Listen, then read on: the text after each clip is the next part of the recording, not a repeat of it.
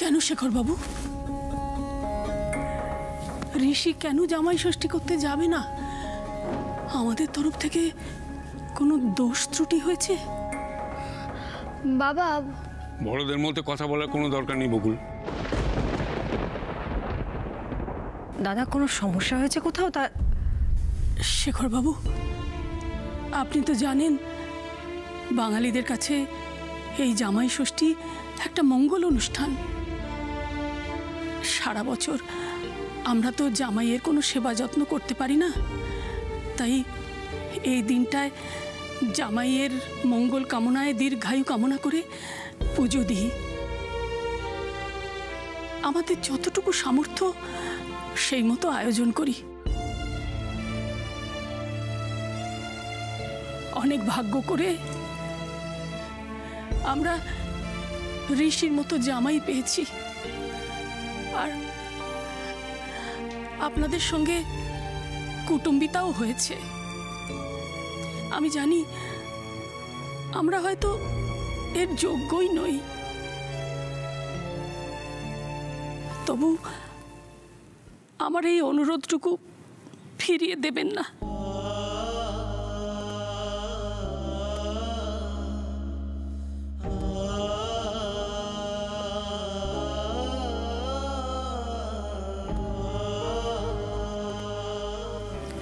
ও কাকিমণি, বাবার কি হয়েছে বলো তো? বাবা আপত্তি জানাচ্ছে কেন? বুঝতে পারছি না, কিছু বলছেন না তো? শেখর বাবু, আমরা যদি কোনো ভুল করে থাকি আপনি সরাসরি বলুন, আমি কিচ্ছু মনে করব না। অজান্তে কোনো অপরাধ করে থাকলে তার জন্য আমি ক্ষমা চেয়ে নিচ্ছি। শুধু শুধু দয়া করে আপনি ওদের যাবার অনুমতি দিন। ছি ছি, আপনি হাত জোড় করছেন, আপনি কি করছেন? আসলে আমরা তো মেয়ের বাড়ির লোক, তাই ভুল করে থাকলে ক্ষমা চাওয়ায় কোনো সংকোচ নেই। হ্যাঁ, ভুল তো একটা হয়েছে, তবে সেই ভুল শুধু আজকে নয়, বছরের পর বছর ধরে এই ভুল চলে আসছে, আর তার জন্য আমরা সকলেই বোধহয় দায়ী। আমরা পোশাকে আশাকে টেকনোলজিতে অনেকটা আধুনিক হয়েছে ঠিকই, কিন্তু আমাদের চিন্তা ভাবনায় ততটা আধুনিক হতে পেরেছি কি? পারলে আপনি শুধু মেয়ের বাড়ির লোক বলে আমার সামনে হাত জোড় করে দাঁড়াতেন না, ক্ষমাও চাইতেন না।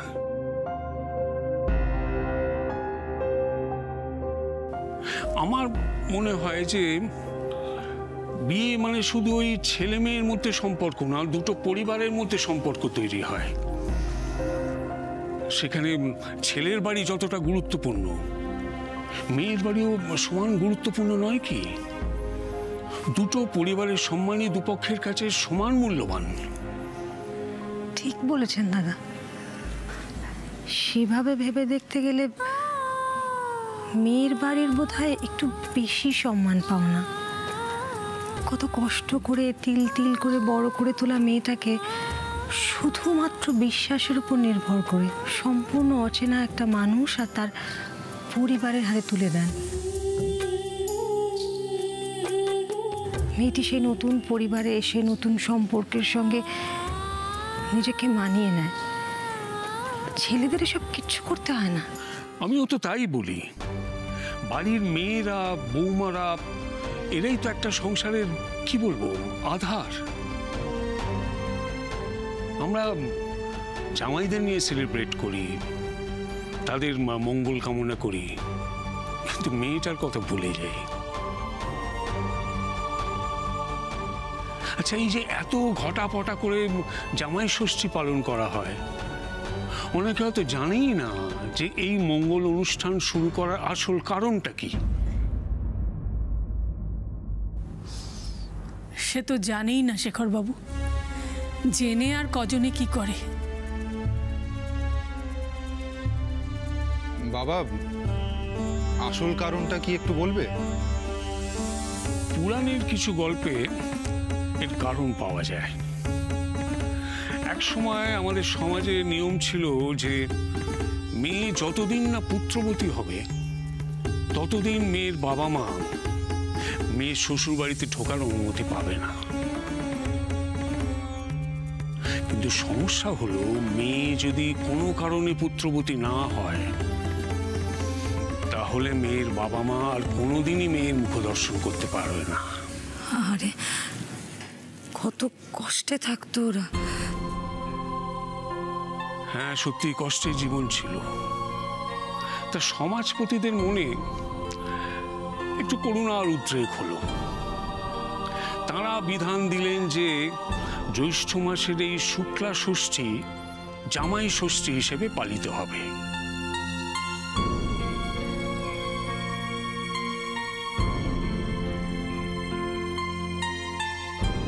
তাতে মেয়ের বাবা মা জামাইকে বাড়িতে ডেকে একটু যত্নার্তি করতে পারবে, আর সেই অছিলায় মেয়েরও মুখদর্শন হবে অন্তত বছরে একবার। কি ভাগ্য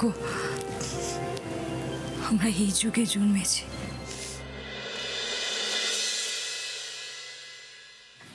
সেটা ঠিক বলেছো দিদিভাই, কিন্তু এ যুগে জন্মালেও তুমি একটু ভেবে দেখো তো, যত নিয়ম কানুন বিধি নিষেধ সব কিন্তু মেয়েদের ওপরই। আমি না বুঝতে পারি না কেন এত রীতিনীতি মেয়েদের ওপরে, কেন মাথায় ঢোকে না আমার। হাজার হাজার বছর ধরে যে রীতি চলে এসেছে এক নিমেষে তা কি বদলে ফেলা যায় রে মা? আপনি বলুন না শেখরবাবু, আমরাও তো সমাজের বাইরে নই। তাছাড়া বকুল যেমন আপনাদের ছেলের বউ নয়, মেয়েও তেমনি ঋষিও তো আমাদের ছেলেই।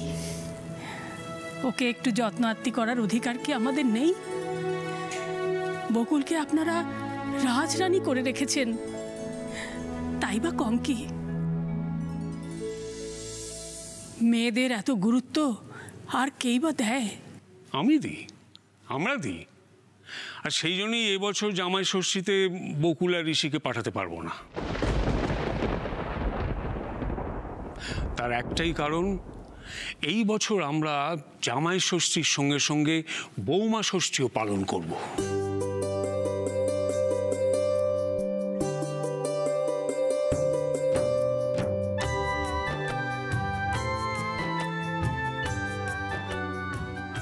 এত বছর ধরে শুধু জামাইদেরই ডেকে পাত পেড়ে খাইয়ে নানা রকম উপহার দিয়ে আদর যত্ন করা হয়েছে। মেয়েরা বৌমারা তারা বঞ্চিতই থেকে গেছে। তাই এই বছর আমি আমার বৌমাদের এই সম্মান দিতে চাই।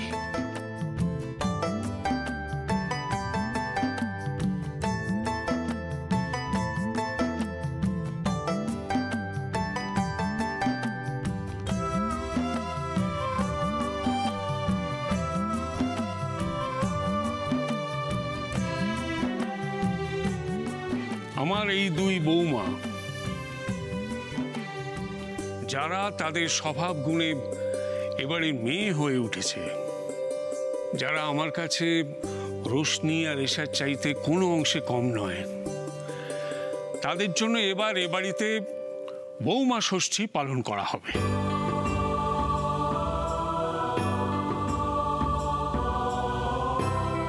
আশা করি আমার এই মতের সঙ্গে কারোর কোনো বিরোধ নেই। না দাদা, কারোর কোনো বিরোধ নেই। ও মাসিমা, আপনার আপত্তি নেই তো? এই সুন্দর রীতিটা না হয় আমাদের বাড়ি থেকেই শুরু হোক। হ্যাঁ, হোক না, সে তো খুব ভালো। এর চেয়ে ভালো তো কিছু আর হতেই পারে না। কাঁদছো কেন?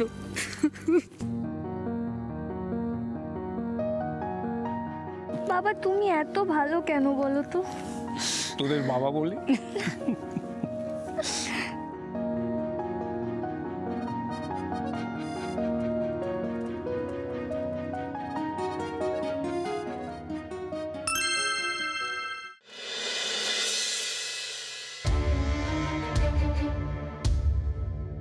হ্যাঁ, বাবা আর 5 মিনিটের মধ্যেই বেরোবেন। আপনি গাড়ি নিয়ে চলে আসুন। ঠিক আছে বাবা, গুরুপদকে গাড়ি নিয়ে চলে আসতে বলেছি। Thank you. পিসি, পিসি তাড়াতাড়ি বাবার চাটা নিয়ে আসুন, ওনাকে বেরোতে হবে।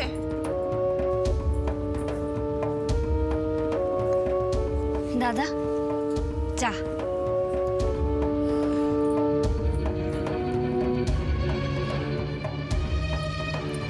কি করতে হবে তাড়াতাড়ি বলে দাও। সব কাজ তো আমাকে একাই করতে হবে, তাই আমার একটু সময় লাগবে। একটু ওয়েট করুন, আমি পরে বলে দিচ্ছি। আগে কাজের কাজগুলো করে নি। সারাদিন কি কাজ করো? হ্যাঁ, সেজে গুজে তো পটের বিবির মতন ঘুরে বেড়াও।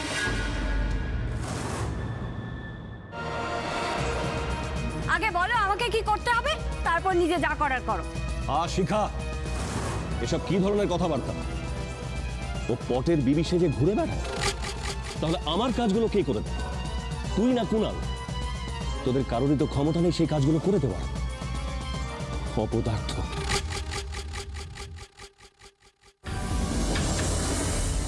দাদা, তুমি আমাকে ওর সামনে অপদার্থ বলে অপমান করলে। তুই তো বাধ্য করলি আমাকে বলতে। বর্ষা তো তোকে বললো একটু পরে বলছে। দেখ, এখানে দাঁড়িয়ে থেকে ডিস্টার্ব করিস না, যা এখান থেকে।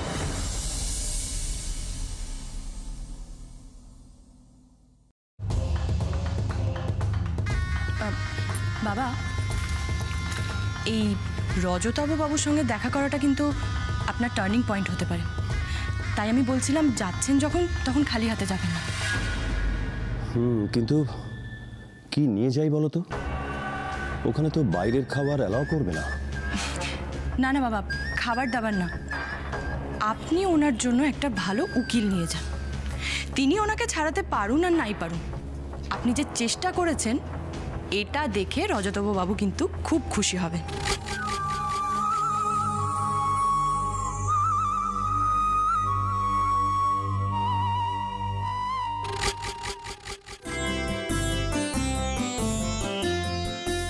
আচ্ছা, তাহলে ওই কথাই রইল।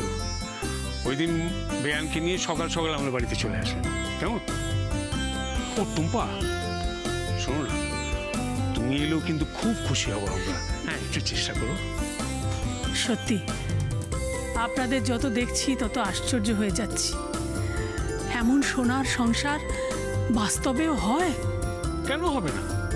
চাইলেই হয়। দেখুন, সবাই যদি এরকম চায় তাহলে সবাই এরকম সোনার সংসার গড়তে পারে, তাই না? ও রাগিনী, তোমার কাজ আছে। তোমার দিদি তো বাড়িতে নেই, অতএব ওই শাশুড়ির দায়িত্বটা তোমাকে নিতে হবে। দাদা, আপনি এত ভাববেন না, দেখবেন কোথাও কোনো ত্রুটি থাকবে না। বকুল, ভাগ্য করে এমন শ্বশুর বাড়ি পেয়েছিলি। তুই যদি আমার মেয়ে না হতিস না, তাহলে তোর ভাগ্যকে কিন্তু আমি হিংসে করতুম।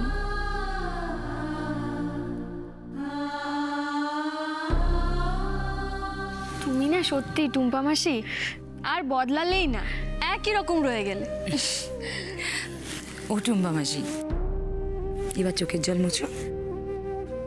আপনারা একটু বসুন, আমি চা জল খাবার নিয়ে আসছি। হ্যাঁ টুম্পা মাসি, ঠাম্মি তোমরা গল্প করো, আমি একটু যাই, অফিসের জন্য রেডি হতে হবে।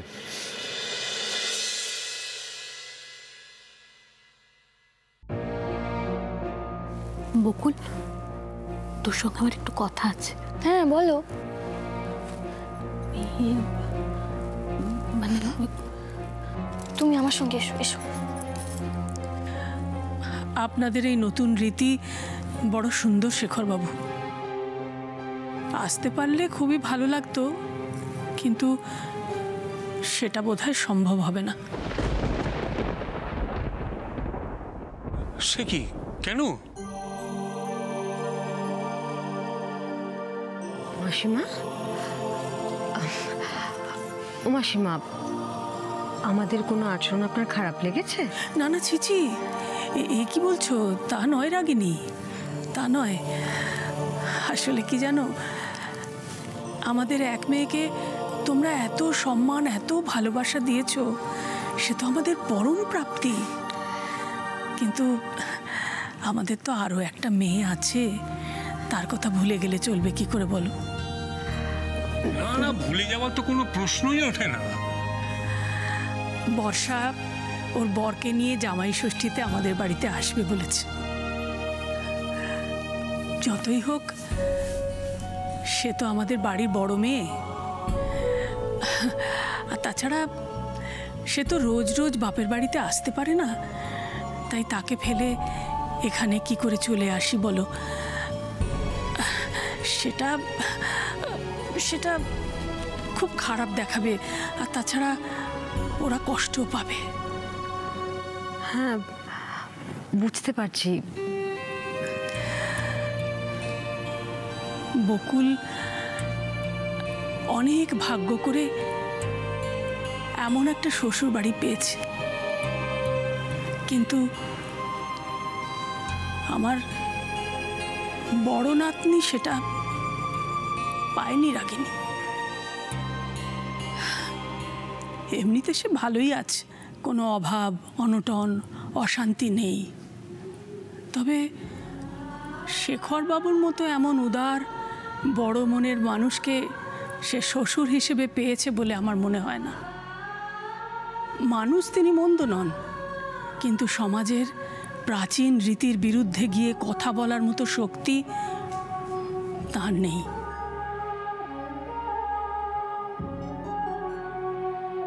তাই জামাই ষষ্ঠীর দিন বড় মেয়ে জামাইকে নিমন্ত্রণ না করলে বর্ষার সাংসারিক জীবনে হয়তো জটিলতা দেখা দিতে পারে, তাই সেই ঝুঁকি আর নিতে চাইনি। বয়স হয়েছে তো, এখন আর কোনো অশান্তি ভালো লাগে না। মেয়েটা যে খুব আশা করে আছে আপনাদের সঙ্গে দেখা হবে। না মাসিমা, আমি আপনার কথা বুঝতে পারছি, কিন্তু তবু আমি স্বার্থপরের মতন আমার বকুলের কথাটাই মনে হচ্ছে। মেয়েটা কদিন ধরে মায়ের জন্য খুব মন খারাপ, আশা করে আছে জামাই ষষ্ঠীর দিন দেখা হবে আপনাদের সঙ্গে। ঠিক আছে, সে না হয় ওর মাকে আমি জামাই ষষ্ঠী শেষ হলে পাঠিয়ে দেবো। একটা উপায় আছে যাতে দুদিকই রক্ষা হয়। কি বলুন তো? বর্ষা আর ওর হাজব্যান্ড এখানেই চলে আসুক, তাহলেই তো সব সমস্যার সমাধান হয়। না না, এ আপনি কি বলছেন? তা কি করে হয়? বর্ষা এ বাড়িতে আসবে, তাও জামাই ষষ্ঠী করতে?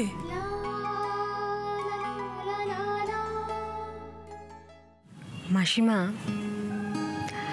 আমাদের কিন্তু বর্ষাকে নিয়ে আর কোনো রকম খারাপ লাগা নেই।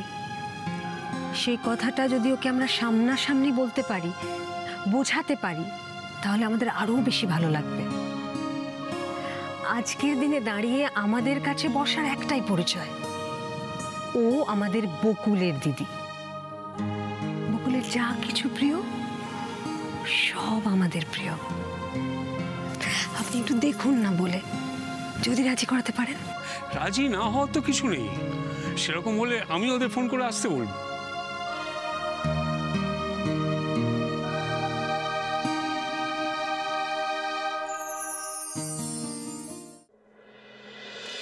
তুমি কি আমাকে অসীম পাল সম্পর্কে কোনো খবর দেবে? হ্যাঁ বকুল, আসলে বারাসাতের ওই জমিটাতে অসীম পালেরই তো বেশি অংশ ছিল, তাই না? আর ওই দিন রাতে যে ঘটনা ঘটেছে তার সাক্ষীও তো ছিল ওই অসীম পাল, সেই জন্যই তো ওকে খুন হতে হলো। টুম্পা মাসি, এগুলো তো আমি জানি। নতুন কোনো খবর পেয়েছো? নতুন কোনো খবর মানে, তোর মেশো আজ সকালবেলা মুর্শিদাবাদে গেছে ওই অসীম পালের পরিবার সম্পর্কে খোঁজ খবর করতে। বাহ, এটা তো খুব ভালো কথা। হ্যাঁ, তোর মেশো বলেছে 2-1 দিনের মধ্যে ফিরেও আসবে। আসলে কি জানিস বকুল, তোর মেশো বলছিল এই অসীম পাল খুন হবার পর ওর পরিবারের লোকজনেরা ওখানকার বাড়ি জমি সব বিক্রি করে দিয়ে অন্য কোথাও একটা চলে গেছে। তোর মেশো আরও বলছিল যে অসীম পালের পরিবার এই খুন সম্পর্কে নিশ্চয়ই কিছু জানে, তাই ওই পুলিশের ঝামেলা এড়াবার জন্যই ওরা অন্য কোথাও চলে গেছে। বা হয়তো কারোর ভয়। টুম্পা মাসি, টুম্পা মাসি, তোমরা যদি আমাকে এই অসীম পাল সম্পর্কে ডিটেলসটা দিতে পারো না, আমার যে কি উপকার হবে না কি বলবো। বকুল, তুই উপকারের কথা ছাড় তো। বলছি শোন না, আচ্ছা তুই ঠিক জানিস বকুল যে ওই রজতাভ বুড়োই তোর বাবাকে খুন করেছে? আমি নিশ্চিত টুম্পা মাসি, ওই রজতাভ রক্ষিত আমার বাবার খুনের সঙ্গে জড়িয়ে আছে।